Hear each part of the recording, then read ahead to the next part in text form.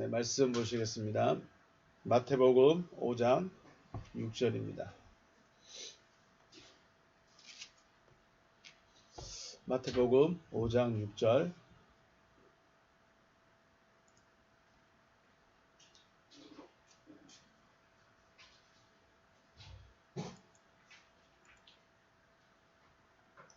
마태복음 5장 6절입니다. 같이 읽겠습니다. 시작. 의에 줄이고 목마른 자는 복이 있나니 그들이 배부를 것이며. 아멘. 제가 원어를 읽어드리겠습니다. 마카리오이 허이 페이논테스 카이 딥손테스 텐 디카요시넨 호티 아우토이 코르타스테손 타이. 얘기했습니다. 복들이다. 누가 복입니까? 굶주리고 목마른 자가 복이 있습니다. 그런데 무엇에 대해서 무엇을 목말랐느냐? 의를이라고 했습니다. 의를. 디카요시넨 의를 굶주리고 의에 굶주리고 목마른 자는 복이 있다. 왜냐하면 그들이 배부름을 얻을 것이다 라고 되어 있습니다.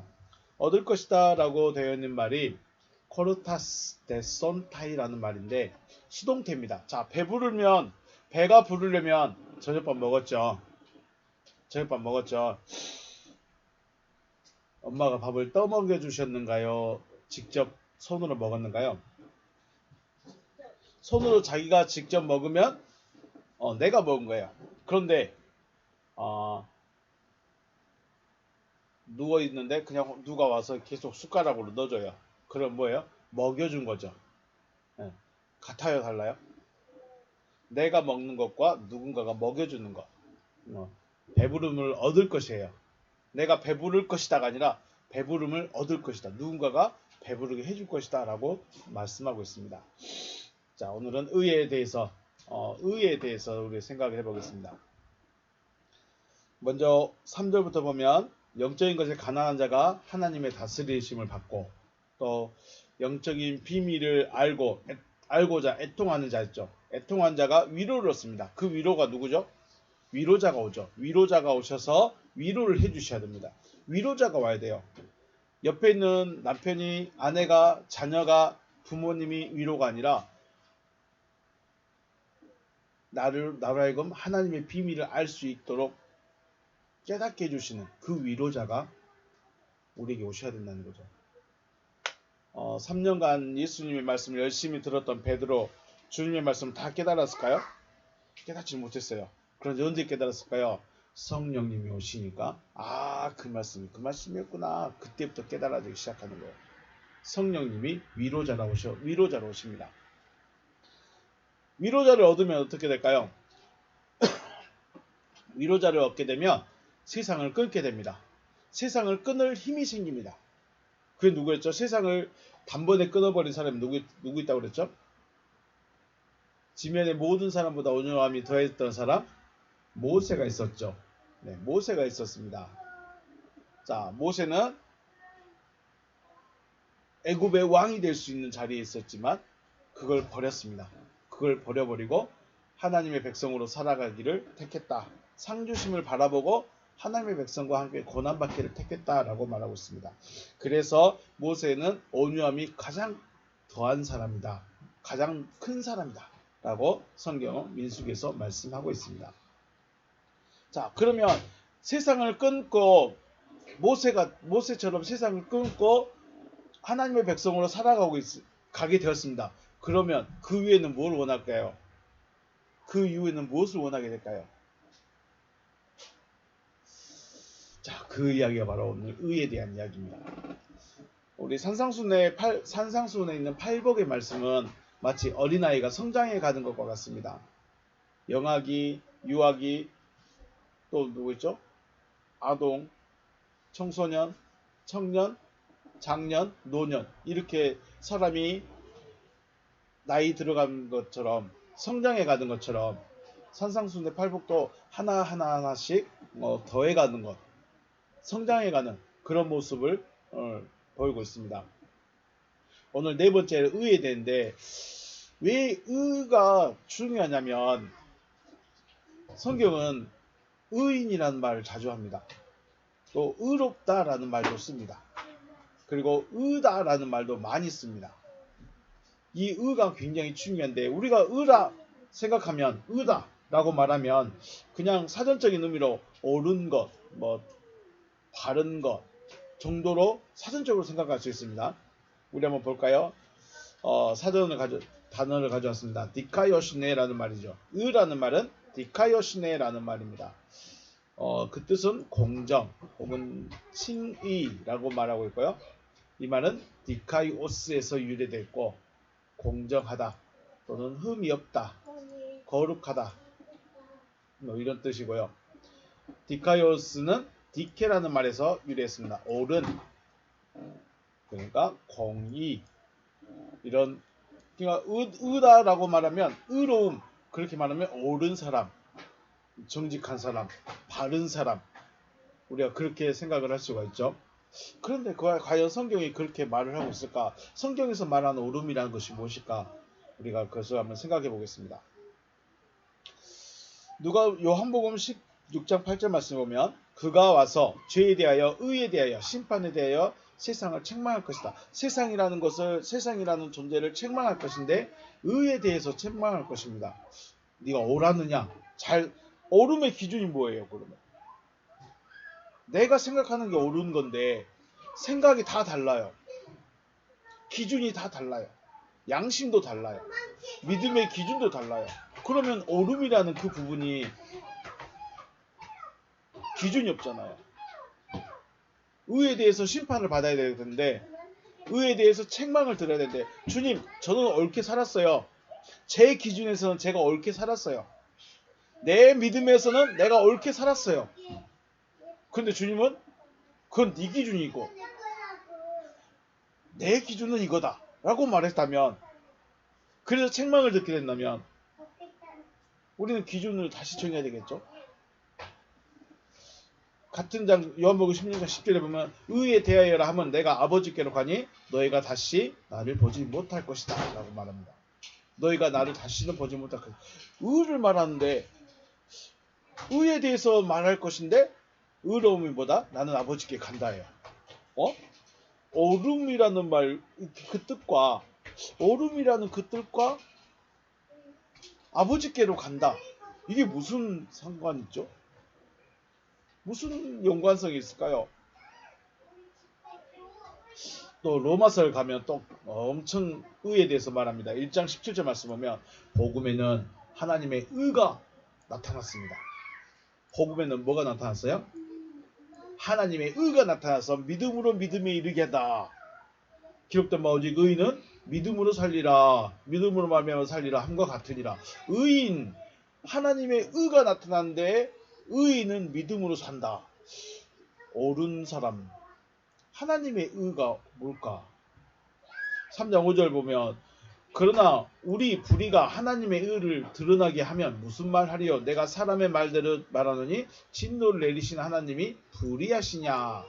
하나님에게는 불의라는 것이 있을 수 있을까요? 하나님에게는 부정이라는 그 부분이 있을 수 있을까요? 하나님께 불량이라는 말이 어울릴까요? 21절 말씀 보면 이제는 율법 외에 하나님의 한 의가 나타났어요. 또 나타났대요. 하나님의 한 의가 또 나타났습니다. 나타났으니 율법과 선지자들에게 증거를 받은 것이다. 자, 율법과 선지자들에게 증거를 받아서 나타난 하나님의 의. 이야, 이게 진짜 어려운 말이죠. 율법과 선지자들의 증거를 받아서 나타난 하나님의 의. 이게 뭘까요? 이외에도 로마서는 이 의에 대해서, 의로움에 대해서, 의인에 대해서 굉장히 말을 많이 하고 있습니다. 그런데 우리는 의라는 것에 대해서 너무 그냥 막연하게요.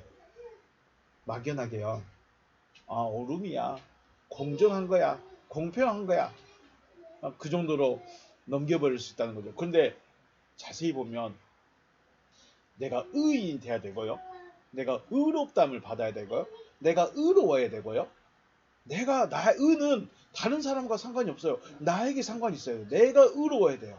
내가 의인이 돼야 돼요. 내가 의롭다 하심을 얻어야 돼요. 그래서 성경은 믿는 자를 의인이다 라고도 부릅니다. 의인이다. 믿음이 있는 자, 믿는 자를 의인이라고 불러요. 그 믿는 자가 우리가 말하죠. 그냥 교회 다니는 사람, 교회 등록되어 있는 사람, 그 사람을 우리는 믿는 자라고 하지 않았죠. 믿는 자라고 말하는 것은 하나님의 말씀과 연합되어진 사람, 하나님의 말씀이 자기를 이끌고 있는 사람. 누구처럼? 아브라함처럼. 자기는 갈대아우로 떠나기 싫었을 거예요. 아브라함은 갈대아우로 떠나기 싫었을 것이고, 아무도 없는 그 알지도 못한 땅에 가서 사는 것보다 차라리 우리에 있는 게 나을 수도 있겠죠. 자기 나이는 이제 90살, 100살 되어갔습니다. 하나님이 내가 네 몸에서 아들을 낳을 거야. 말 같지 않은 소리. 난 내일 모레 땅에 들어가야 될 사람인데, 죽어야 될 사람인데 뭔 아들이에요. 그런 생각 안 했어요. 말씀하신 대로 하시옵소서. 그래 네가 내 말을 믿구나.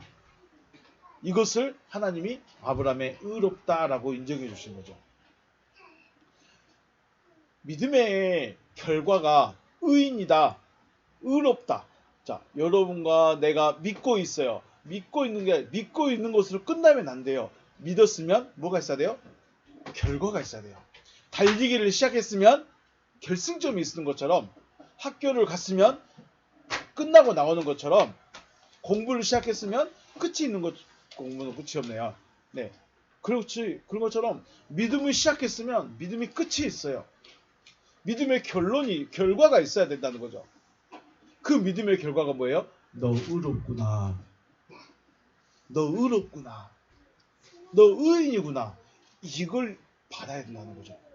그래서 의라는 말, 디카요시네라는 말은 굉장히 막연하게 들리지만, 막연하게 생각하고 있지만 굉장히 중요한 말입니다.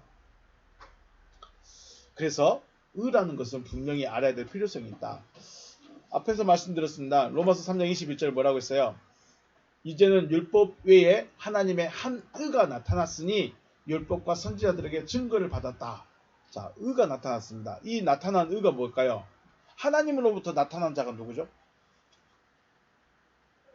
물론 예수 그리스도도 있고, 이제 앞으로 바울도 나타나게 되고, 요한복음에서 말한 것들이 다 큰 것들이에요. 하나님으로 말미암아 되어진 사람들, 하나님의 말씀으로 말미암아, 하나님의 말씀으로 인해서 되어진 사람들, 이 사람들도 있는데, 우리가 기본적으로 바라볼 때 하나님이 율법과 선지자들이 증거하고 있는 그 사람이 누구다? 그리스도이신 예수였다. 하나님이 보내신 자가 그리스도이신 예수인 거죠. 요한복음 5장 39절, 너희가 성경에서 영생을 얻는 줄 생각하고 성경을 연구하거니와 이 성경이 곧 내게 대하여 증언하는 것이다. 성경은 누구에 대해서 지금 증언하고 있는 거예요?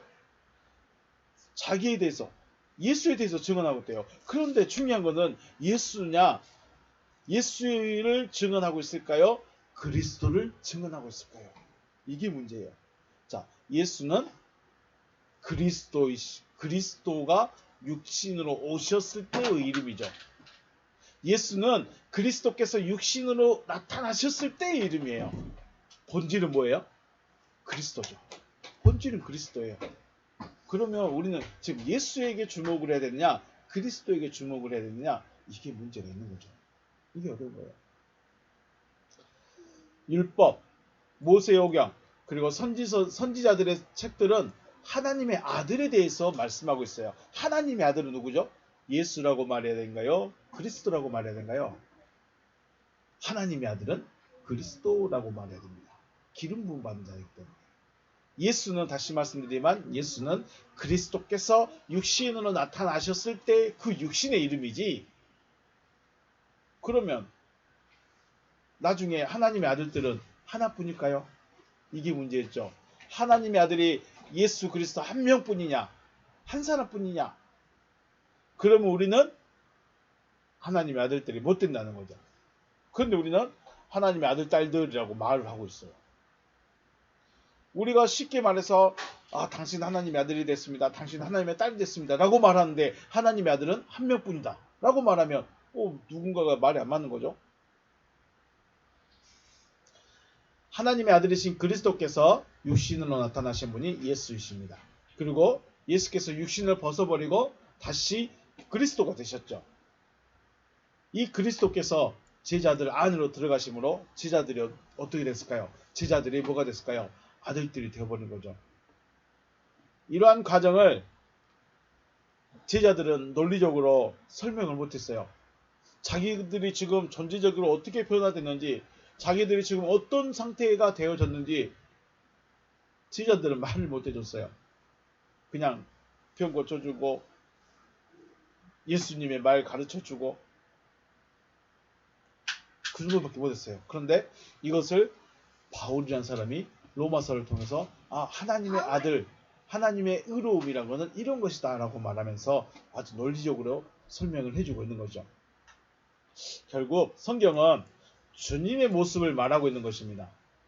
주님의 모습을 말하고 있는 것이며, 믿는다라고 하는 사람들은 주님화가 되어지는 것이 믿음의 결국이죠. 우리는 주님을 의인이라고 말합니다. 우리는 그리스도이신 주님을 의로운 자, 의인, 하나님께 보내심을 받은 자, 하나님의 의라고 말해요. 그러면 우리는요, 우리도 하나님의 아들이 되어야 되는 게 맞고, 우리도 변화되어야 되는 게 맞는데, 그럼 우리는 뭘 바라보느냐? 바로 주님화 되는 거죠. 주님처럼 돼버리는 거죠. 주님처럼 돼버리는 거. 이것이 믿음의 결국이고, 이것이 의로운 것입니다. 그러므로 성경에서 말하는 의라는 것은 실질적으로는 누구를 지목하고 있느냐? 의로움이다, 의인이다. 그러면 하나님의 아들 그리스도를 지목하는 말입니다. 의로운 자. 그럼 뭐가 됐다는 거예요? 하나님의 아들이 됐다는 거예요. 의롭다, 칭했다라는 것은 하나님이 너 내 아들 해라 라고 불러버렸다는 거예요. 너 이제부터 내 아들이야. 너 이제부터 내 아들이야. 하고 하나님이 아브라함을 콕 찍어버린 거예요. 말 안 들었으면 너 내 아들이다 라고 하셨을까요? 말을 들었으니까, 말을 마음에다 새겨버리니까, 물론 자기가 새긴 건 아니겠지만 하나님이 새겨주셨지만 말씀이 마음에 새겨버리고, 말씀이 마음에 새겨지고, 그 말씀으로 인해서, 말씀 때문에 살아가니까 너 내 아들 해 하고 의롭다 인정을 해줘버린 거죠. 그리고 더 나아가서 그리스도의 삶 또는 그리스도의 삶의 모습이 바로 의로운 자입니다. 우리가 의롭다, 옳다, 바르다 라고 말하는 것은 누구에 대한 삶입니까? 그리스도의 삶을 말합니다. 그리스도께서 살아가신 그 삶이 의인의 삶이고 의로운 삶이고 의 자체인 것이죠. 그럼 우리는요, 우리가 의롭다라고 말한다면 우리는 그리스도의 삶을 내가 살아가는 겁니다. 어떻게 살아갈 수 있을까요? 그리스도께서 내 안에 오셔야죠. 그리스도께서 나를 주장하셔야죠. 아브라함 자신을 주장해서 말도 안 되는 일들을 해나가는 것처럼 우리도 말도 안 되는 그 말을 믿고 나가는 겁니다. 이게 바로 믿음의 길이죠. 오늘 6절에 의에 줄이고 목마른 자가 복이 있다고 그랬습니다. 그러면 줄이고 목마르다는 것은 무엇일까요? 갈망의 상태죠. 배고픔의 상태예요. 뭔가를 먹을 것이 필요한 상태입니다. 그것은 다시 말하면 그리스도가 되고자 갈망한 상태입니다. 그냥 나 저녁밥 안 먹었어, 그러니까 배고파, 이것이 아니라 나 그리스도가 돼야 되겠다. 나 하나님의 아들이 돼야 되겠다. 나 하나님께로부터 의롭다 인정을 받아야 되겠다. 이 말을 듣고 싶어서 갈망한 상태.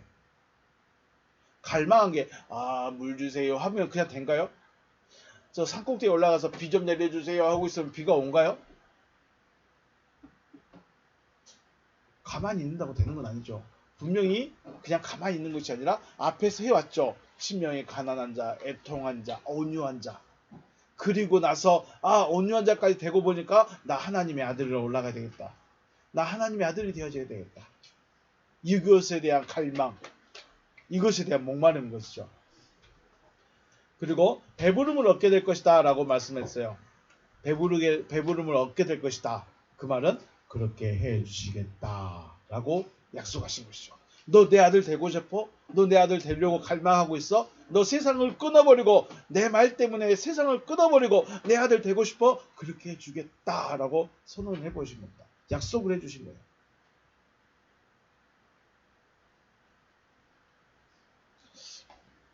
의가 뭐냐? 의는 그리스도의 삶, 그리스도 자체 혹은 그리스도의 삶, 하나님의 아들의 삶, 이걸 의롭다, 의인다 라고 말합니다. 의에 줄이다는 것은 그리스도와 연합되는 것을, 그리스도와 연합되어지는 것을 갈망해야 됩니다. 근데 이 갈망이 단순히 생뚱맞게 이제 교회 오신 분들이 탁 알 수 있을까요? 못합니다. 할 수가 없어요. 자기의 삶을 살아가지 그리스도의 삶을 살아갈 수가 없어요. 왜 아브라함을 갈대우르에서 인도해가지고 바로 가나안 들어와서 바로 야 아들 낳게해가지고 아들 바쳐버리라 라고 했으면 되는데 안 그랬어요. 그럴 수가 없는 거예요. 갈대우르에서 나올 때 인도에서 하란에서 허송세월 좀 보냈다가 이렇게 가나안 들어왔고, 여기서도 말씀을 믿는지 안 믿는지 점검하고 확인해서 아들 낳게 해주고, 아들 낳았어도 그냥 바치라고 하지 않고 좀 키웠다가, 이런 과정들이 필요합니다. 그리스도를 갈망하는 마음, 나 하나님의 아들 될래요, 나 하나님께 의롭다 인정받을래요, 나 의인이라는 말 들을래요, 이 갈망이 단순히 생기는 게 아닙니다. 앞에서부터 차근차근 해와야 됩니다. 그리고 그리스도와 연합되어지면 나 또한 뭐가 되어진 거예요? 그리스도가 되어지죠. 하나님의 아들에 의해서 내가 아들이 되어진 겁니다. 하나님의 미랄이 땅에 떨어졌는데 그 떨어진 미랄 때문에 뭐가 나타나요? 미랄이 나타나는 거예요. 하나의 팥이 떨어지니까 그 팥 때문에 뭐가 나타났어요? 팥이 나타나요. 그리스도가 내 안에 들어오니까 이 그리스도를 통해서 내가 뭐가 되어버렸어요? 그리스도가 되어버리는 거죠. 그래서 배부름을 얻을 것이다 라는 말은 그렇게 해주겠다라고는 약속이 되어버리는 거예요. 여러분은 무엇이 되고자 갈망하는 마음이 있습니까?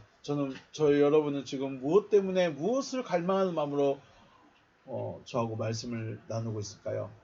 그냥 시간 되니까, 때 되니까, 날짜 되니까, 가야 될 것 같으니까, 아빠가 그 일을 하고 있으니까.